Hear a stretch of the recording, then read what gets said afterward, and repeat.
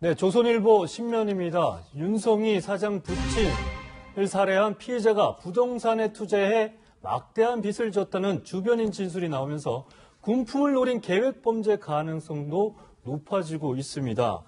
이 경찰 관계자는 이제 허 씨가 서울 강남에서 하던 부동산 사업 실패로 큰 빚을 졌다라는 얘기를 하고 있고요. 가족의 진술을 확보했다. 때문에 이 빚 때문에 실종 신고도 허 씨에 대한 가족들이 실종 신고도 했다라는 얘기가 나오고 있고요. 또 허 씨가 근무했던 건물 관리회사 관계자는 이렇게 얘기했습니다. 월급 없이 실적에 따라 인센티브만 지급했는데 허 씨 실적이 좋지 않아서 수입이 거의 없었다. 경쟁적인 환경에 적응을 못해 3개월 만에 이 직장을 관뒀다, 정리해고됐다라고 얘기를 하고 있는데요. 사실상 이 여러 가지 아직 정확하게 파악되지는 않았지만 이 피의자 허 씨 같은 경우에 현재 사채도 수천만 원 정도 끌어당겨서 받고 그 이자가 한 달에 수백만 원에 달한다는 얘기도 나오고 있거든요. 이런 부분에서 계획범죄 가능성이 좀 높아지는 것 같아요. 어떻게 좀. 이거는 허 씨는 일단 주차 시비로 인해서 이 문제가 발생했다, 살해를 했다 이 얘기하고 있기 때문에 우발적 범행을 주장하고 있잖아요. 그런데 시간이 점점 지나면서 이게 우발적이 아니다는 것이 가고 있어요. 이제 처음에는 원한이냐 우발적이냐 그랬는데 우발적일 수도 있다는 의견이 상당히 많았어요. 네. 그런데 그것이 아니다고 배제되면서 그러면 원한에 의한 관계냐? 그런데 원한에 의한 관계도 아니라는 것이 나타나고 있어요. 왜냐하면 지금 윤성희 부친인 피해자 윤 씨가 사는 데 근처에서 현장을 관리하고 있었다고 그러잖아요. 부동산 개발 현장. 그런데 그것이 아니다고 얘기가 나오고 있고요. 네. 또 김택진하고 윤성희 부부가 살고 있는 장소로부터 800m 거리에 부동산 중개업소에서 일을 했다고 하는데 사실은 전혀 안면관계가 없다는 거예요. 그럼 전혀 안면관계가 없기 때문에 원한이 있을 수 없는 거죠. 그렇다고 한다면 의도적인 살인이 아니냐. 그런데 사실 이 범행을 한 허 씨 같은 경우에는 사업 실패를 계속해서 빚을 많이 졌다고 합니다. 그리고 일주일 전에부터 가족과 연락이 안 됐기 때문에 가족이 112에다가 실종 신고를 했다는 거예요. 근데 뒤늦게 위치는 파악이 돼서 그 실종 신고는 취소됐죠. 그렇죠. 나중에 취소가 됐는데 또 본인의 어떤 차량이 있는데 차량이 블랙박스가 있거든요. 그 블랙박스를 일주일 전에 제거를 했다는 거예요. 블랙박스를요? 그렇죠. 그 이유는 자기의 동선이 나중에 블랙박스에서 확인될 가능성을 대비해서 어떤 범행 대상을 물색하고 있지 않았나 싶은데 제가 이제 개인적으로 추론을 해보건데 이제 이 허 씨가 그 양평에서 옆에서 부동산 개발에 좀 관여를 했던 걸로 보입니다. 그래서 그렇다면 그 옆에 바로 피해자 윤 씨가 살고 있다는 것을 알고 있었던 것 같아요.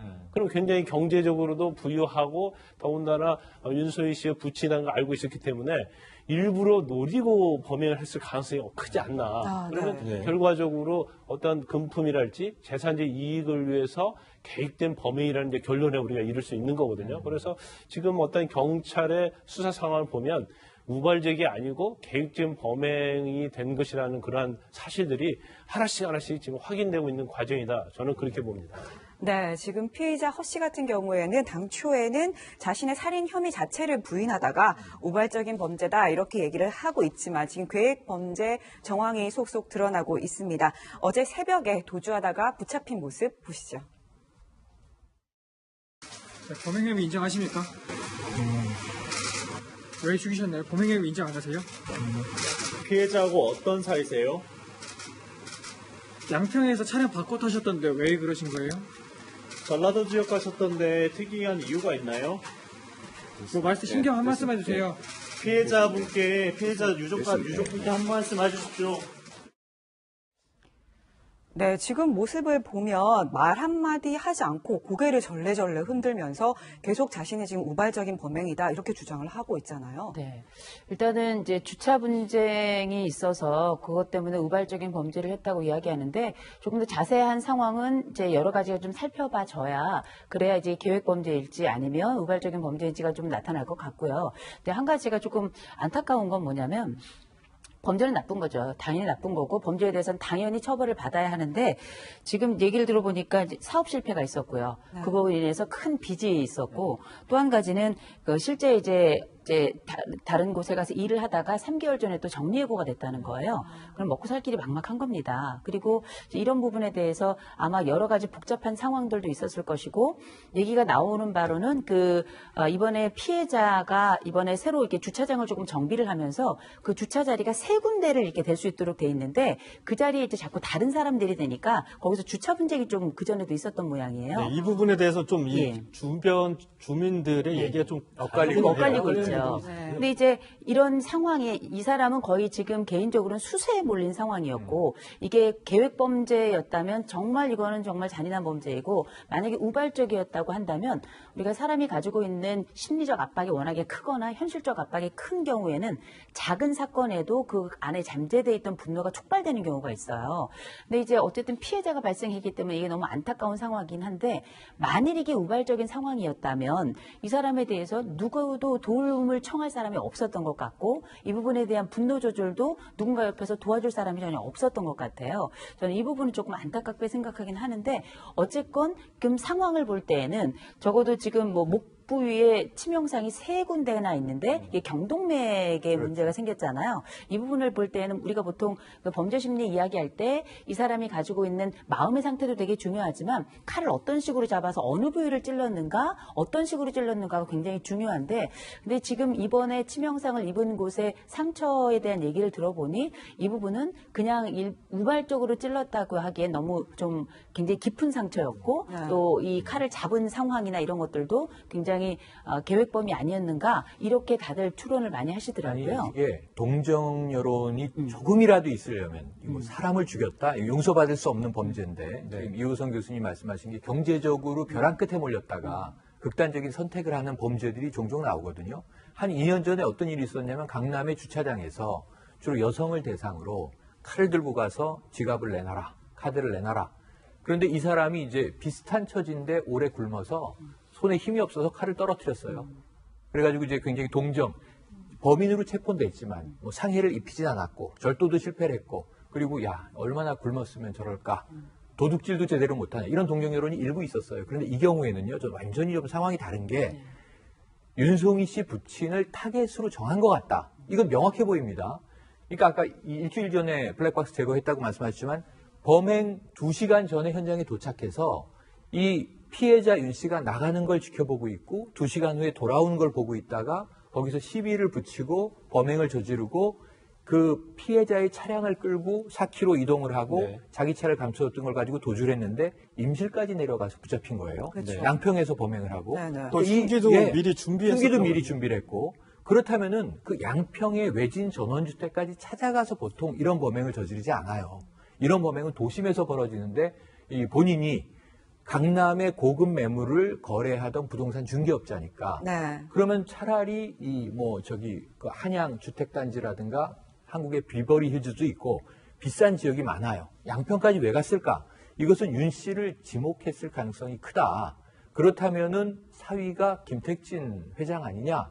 1조 대 자산가, 젊은 부부의 장인이면서 부친 아니냐라는 것을 정보를 가지고 있었을 가능성이 높고 여기서 미스테리 하나가 뭐가 남냐 하면 그러면 그 윤 씨의 부친을 살해함으로써 이 범인 허 씨가 얻게 되는 건 뭐냐 이거예요. 그렇죠. 범행 동기가 동기가 아니고 그럼 그 순간에 뭔가 실랭이가 벌어져서 살해를 하기 전에 요구가 나와야 되는 겁니다.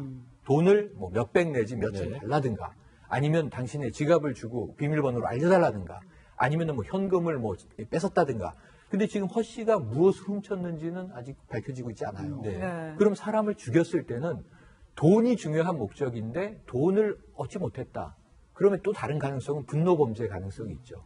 부유한 사람에 대한 적개심이 이제 드러날 수도 있는 거죠. 그래서 여전히 우발적인 범죄가 아니라는 것 외에 계획적 범죄라는 것 외에는 미스테리가 풀리지 않으면 범행의 이유가 밝혀지기 어렵다 이렇게 보여집니다. 예, 사실상 지금 경찰도 그 부분에 이제 주목을 해서 구체적인 범행 동기 그리고 계획된 범죄였냐 아니면 우발적 범죄였냐 이 부분을 놓고 집중적으로 수사를 벌이고 있거든요. 하지만 이해가 가지 않는 부분들이 많이 있습니다. 왜냐하면 계획된 범죄였으면 왜 이 혈흔들을 자신의 차량에 지우지 않고 그리고 숨진 윤 씨의 차량을 고급 승용차를 본인이 몰고 또 이동을 했고 모텔 주차장에 주차를 했다가 다시 공터에 옮겨놨거든요. 이게 계획된 범죄라고 볼 수 있느냐 이런 부분에서 경찰들도 많은 물음표를 던지고 있단 말이죠. 그러니까 이제 그 부분이요. 네. 사실 그 어떤 살해까지는 상당히 계획적입니다. 뭐 모자도 푹 눌러쓰고 흉기도 준비하고 흰 장갑도 꼈단 말이에요. 그렇다고 그리고 타켓을 정했잖아요. 그런데 왜 이게 계획적이냐 자꾸 이게 우발적이냐 약간의 헷갈릴성이 좀 있는 이유는 범행 이후 때문에 지금 그렇게 많은 얘기를 하고 있는 거거든요. 만약에 정말 계획적으로 범행을 세웠다고 한다면 살해를 한 이후에 굉장히 깔끔하고 완벽하게 범죄 처리를 했어야 하는데 그러지 못하고 상당히 우왕좌왕하고 더군다나 피해자의 차를 가지고 모텔 주차장까지 놓고 왔다가 다시 또 그걸 가지고 가고 또 자기 차량도 또 다시 가지고 가서 도망을 가고 혈흔도 뭐 그대로 남겨놓고 그다음에 피해자를 살해한 다음에 피해자의 사체도 남겨놨잖아요. 네. 그럼 일반적으로 계획 범죄를 하려고 하면 사체를 또 은닉하는 것이 대부분의 범행에 있어서 똑같거든요. 그런데 그 여러 가지 약간 혼재되어 있는 것 같아요. 그러니까 부검 소견서도 보면 이제 아까 경동맥 손상이라고 했고 다발성 자상이 있어요. 이제 자상이라는 것은 날카로운 걸로 찌른 걸 자상이라고 하거든요. 그 다발성이니까 여러 번 찔렀다는 것이 되고 이제 3번 찔른 걸 나오지 않습니까? 근데 경동맥 같은 경우에는 이제 목에 있는 동맥인데 우리가 우발적으로 다투다가 찔리면 말이죠. 목을 찌르지 않아요. 그렇죠. 팔로 찌르면 그런 점 때문에 처음에 초기에 원한 관계가 아니냐 이런 얘기도 맞아요. 그 손과 그 거의 동일한 위치에 있는 걸 찌르는 것이 대부분인데 목을 의도로 찔렀다는 것은 굉장히 계획적 범행인데 그 이후에 이제 본인이 계획은 세웠지만 허둥지둥하면서 이런 마치 아마추어적인 이제 그런 것들이 모습을 보인 것이 아니냐. 이제 그러기 때문에 이제 근데 본인 입장에서 말이죠. 계속 우리가 살인죄에 있어서 범인이 검거되어 나면 항상 주장하는 게 우발적이라는 걸 주장하잖아요. 그렇죠. 송선미 씨 남편 살해 사건도 마찬가지고 뭐 다른 사건 다 마찬가지예요. 그 이유는 너무 방송을 통해서 많이 본 것 같아요. 대법원이 양형기준 재표에 의하면 우발적 범행과 계획적 범행이 어떤 양형 차이가 엄청 나거든요. 그래서 그 부분한테 이미 숙지하고 와서 잡히고 나면 계속 우발적 범행이라고 주장을 하고 있는 거예요. 네, 유족들을 위해서라도 빨리 이 사건의 진실이 밝혀지길 바랍니다. 원한이냐 우발적이냐 그랬는데 우발적일 수도 있다는 의견이 상당히 많았어요. 네. 그런데 그것이 아니다고 배제되면서 그러면 원한에 의한 관계냐? 그런데 원한에 의한 관계도 아니라는 것이 나타나고 있어요. 왜냐하면 지금 윤석이 부친인 피해자 윤 씨가 사는 데 근처에서 현장을 관리하고 있었다고 그러잖아요. 부동산 개발 현장. 그런데 그것이 아니다고 얘기가 나오고 있고요. 네. 또 김택진하고 윤송이 부부가 살고 있는 장소로부터 800m 거리에 부동산 중개업소에서 일을 했다고 하는데 사실은 전혀 안면관계가 없다는 거예요. 그럼 전혀 안면관계가 없기 때문에 원한이 있을 수 없는 거죠. 그렇다고 한다면 의도적인 살인이 아니냐. 그런데 사실 이 범행에서 그렇다면 그 옆에 바로 피해자 윤 씨가 살고 있다는 것을 알고 있었던 것 같아요. 그럼 굉장히 경제적으로도 부유하고 더군다나 윤소희 씨의 부친이라는 걸 알고 있었기 때문에 일부러 노리고 범행을 했을 가능성이 크지 않나. 그러면 네. 결과적으로 어떤 금품이랄지 재산적 이익을 위해서 계획된 범행이라는 이제 결론에 우리가 이를 수 있는 거거든요. 그래서 지금 어떤 경찰의 수사 상황을 보면 우발적이 아니고 계획적인 범행이 된 것이라는 그러한 사실들이 하나씩 지금 확인되고 있는 과정이다. 저는 그렇게 봅니다. 네, 지금 피의자 허 씨 같은 경우에는 당초에는 자신의 살인 혐의 자체를 부인하다가 우발적인 범죄다 이런 을 한 허 씨 같은 경우에는 사업 실패를 계속해서 빚을 많이 졌다고 합니다. 그리고 일주일 전에부터 가족과 연락이 안 됐기 때문에 가족이 112에다가 실종 신고를 했다는 거예요. 근데 뒤늦게 위치는 파악이 돼서 그 실종 신고는 취소됐죠. 그렇죠. 나중에 취소가 됐는데 또 본인의 어떤 차량이 있는데 차량이 블랙박스가 있거든요. 그 네. 블랙박스를 일주일 전에 제거를 했다는 거예요. 그 블랙박스를요? 그렇죠. 그 이유는 자기의 동선이 나중에 블랙박스에서 확인될 가능성을 대비해서 어떤 범행 대상을 물색하고 있지 않았나 싶은데 제가 이제 개인적으로 추론을 해보건데 이제 이 허 씨가 그 양평에서 옆에서 부동산 개발에 좀 관여를 했던 걸로 보입니다. 그래서 네, 조선일보 신면입니다. 윤성희 사장 부친을 살해한 피해자가 부동산에 투자해 막대한 빚을 졌다는 주변인 진술이 나오면서 군품을 노린 계획범죄 가능성도 높아지고 있습니다. 이 경찰 관계자는 이제 허 씨가 서울 강남에서 하던 부동산 사업 실패로 큰 빚을 졌다라는 얘기를 하고 있고요. 가족의 진술을 확보했다. 때문에 이 빚 때문에 실종 신고도 허 씨에 대한 가족들이 실종 신고도 했다라는 얘기가 나오고 있고요. 또 허 씨가 근무했던 건물 관리 회사 관계자는 이렇게 얘기했습니다.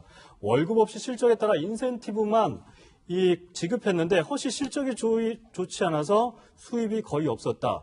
경쟁적인 환경에 적응을 못해 3개월 만에 이 직장을 관뒀다, 정리하고 됐다라고 얘기를 하고 있는데요.